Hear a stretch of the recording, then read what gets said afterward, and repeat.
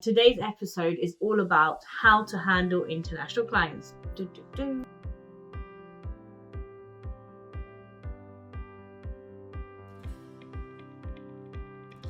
Hi entrepreneurs, welcome to my channel. This is Entrepreneur's Diary and I welcome you. So it has been quite some time since I have last updated you guys, and it's because I've been on international travels.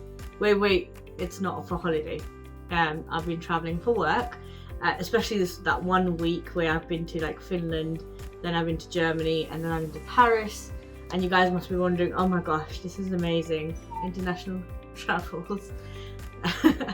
But actually, it's quite tiring. So I wanted to update you guys. As someone who works for international clients, I have the privilege to go to different countries that they are in and also help them with event management and marketing related queries, and it's really great. And today's episode is all about how to handle international clients. So some of you guys may have the privilege of obviously interacting with international clients, whether it be for product related services or even service based businesses. But either way, you know, there's a different way to communicate with each country or each sort of client. And I've had to learn pretty much the hard way, shall I say. I didn't know much about Finland. I didn't know much about Denmark. I didn't know much about the other countries. But the more I was interacting with my clients and the more I was very honest from the beginning. I said, look, I haven't worked in the market, but you know, I know that the strategies that I have are quite universal and they will obviously work. And this is for a service-based business. So then, you know, we started talking. I started first things I did is research. I researched their demographics. I researched their kind of marketing strategies. I researched their lingos. I researched different kind of things. Now, obviously, I don't know Finnish. I don't know how to speak Finnish. But luckily, I have the team over there who translates it for me, or even, who gives me the idea and the backbone of it, which I can then use to create. So, it was good to have that kind of research background, because then I understood that, okay, some kind of principles that apply in the UK or apply in the other countries don't actually apply in the Nordic countries. So that was a really good, interesting thing to learn. And for me, it's interesting to always learn about different countries, different cultures, different ways of doing marketing, because actually, the Nordic, like Finland and Denmark, they're very futuristic. They're already on the next level. For example, like we do viewings here still in the UK where, you know, an agent is there and he goes and takes people around and shows them and things like that. In Finland, for example, they have this locking system that is activated by a key code, and you know, the person who's viewing gets instructions. They go inside, and on the doors that are available, there's like a sheet of everything that is needed for them to know. They go and just view it themselves. They have a look everywhere where they go, and then they call up the agent and say, I want this room and that room. And that, for me, is like, well, okay, this is different. I mean, this is a different level of artificial intelligence, right?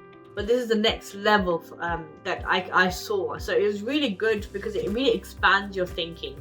And for product-based businesses, why is that? You will be sometimes, if you're doing drop shipping, or if you're doing, you have an e-commerce store, or you have an Amazon drop shipping, or anything like that. You would frequently actually be speaking to your international clients, via customer service. They ask you questions, shipping information, product information, things like that. And the way you respond to them, knowing that their culture is either one direct, like for example, British, culture is different to Dutch culture, to German culture, to Finnish culture. So, just knowing the type of where they come from, you are able to express yourself differently. And because in a product scenario, you don't actually get to meet them face to face. So the communication that you give to them is very, very important.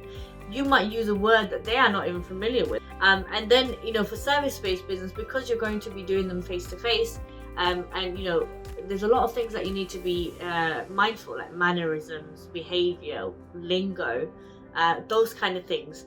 And also some kind of things will shock you, like we did this event, and for me, like an opening event for me would be like grand, red carpet event. celebrity status, all of that and above. But the event that I went to was very simplistic. And I mean, this is the future, guys. Simplicity is the future, obviously. But you know, it was, for me, it was a bit of a shock, because I was like, I'm missing something. There's not enough branding. There's not enough this. There's not enough that. But you know, the event went well, and we had even, you know, the minister come, and that was you know, that was a very, very huge honor and privilege to have her at this event that we organized with them. And so, you know, it's completely different. How do I communicate with my international clients? Obviously, I'm very virtual, so I speak to them through you know, Teams, video calls, chats. I have frequently go visit them. And you know, I sort of showcase them what we can do, what we can't do, research enough on what I can offer them, and also, you know, have other things that we can provide to them. But and now let's go on to traveling. So for international traveling, obviously you would need the required documentations and everything else. I'm privileged to have a German passport. I'm an EU citizen, so I can travel very frequently, quite quickly, to the EU countries. Hopefully, you know, it stays like that. And because of that, and because I have that European language, I'm also able to connect a lot better with those who are from a different country, because I am. And I mean, if you look at me, you wouldn't think I'm German. You wouldn't even think I'm British. You would think I'm Indian or Sri Lankan, right? So, you know, and because of that multicultural sort of background, I'm able to connect very easily.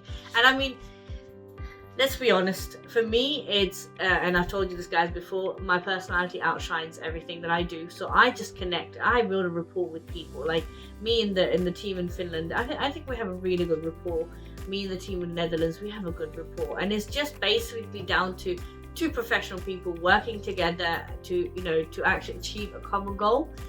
We want the business to grow. We want things to happen. We want you know, people to attend. We want the event to look good. There's so many different goals, but we work towards a common goal. So it's not about, oh, you're from a different country, I'm from a different country, and then there's a clash, or there's a, you know, this is not a football match, you know, but this is a professional working environment. Both of us, or a group of us, work together for the common good of the business that we're working for. And obviously, as a representative of Market Forever, I want to represent my company with everything that I've got.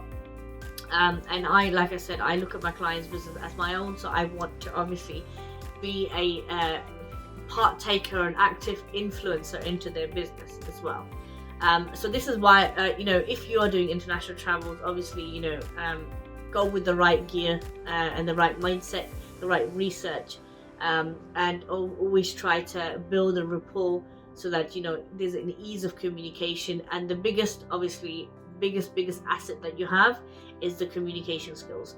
How are you communicating with them? Are you clear cut in your communication? Sometimes when I've realized I've spoken to international people, I had to speak to them more and more to actually understand and get out exactly what they wanted me to do, because their brief was different to what they wanted. And that's not just international people, guys, that's everybody else. But those who speak English as their second language, for me, for example, they might word things differently. So it's always good to have that kind of, you know, and when you have a rapport with them, you start to understand what they mean. Now, for example, I have someone that is also foreign, but the minute they speak to me, I know in the beginning I struggled a lot because they were saying something different, I understand something different, and then we had to go back and forth in actually doing things. But now when they say something, I instantly you know, reply to them saying, is this what you are looking for? And they say yes or no, and then, you know, process is so much smoother. Okay, so I hope you learned something today, guys. It's all about international services and communication above everything else. I hope you guys do get to travel internationally for your businesses. And if there's anything else that you want to ask about, you know, traveling internationally, maybe restrictions or anything like that, or, you know, what's the best way to find how to get there, comment below, let me know, DM me. I'm always there for you. Okay, thank you.